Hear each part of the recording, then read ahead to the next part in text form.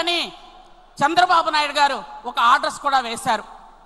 ఆ రోజు అమరావతిలో మహిళల్ని బట్టలు ఊడదీసి వాళ్ళంతా అసభ్యకరంగా వాళ్ళని కొట్టి, అలాగే చాలామంది ఈరోజు వేదిక మీద ఉన్నటువంటి మాలాంటి చాలామంది ప్రజాప్రతినిధుల్ని పూర్తిగా అసభ్యకరమైన పోస్టు పెట్టి ఎంతో హింసించేవాళ్ళు.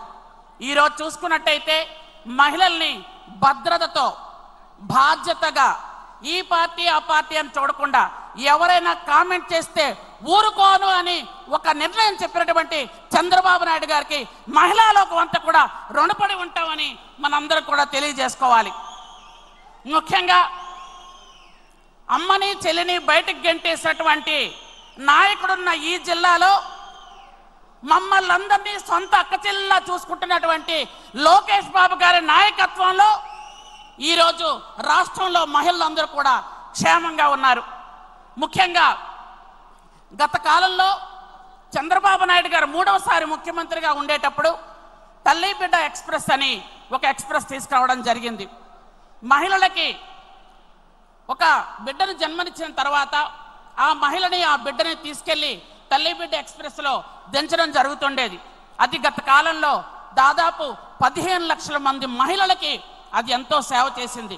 కానీ గత సైకో జగన్మోహన్ రెడ్డి ఈ జిల్లాలో ఉన్నటువంటి పులివెందుల పులి అని చెప్పుకుంటున్నటువంటి పిల్లి మనందరం కూడా మాట్లాడితే వెంటనే ఏదైనా వేరే రాష్ట్రానికి పారిపోతున్నటువంటి ఒక అసమర్థుడు మహిళల తాలూకా ఎన్ని పథకాలు క్యాన్సిల్ చేశాడు అనంటే చాలా పథకాలు, ఒకటి కాదు రెండు కాదు.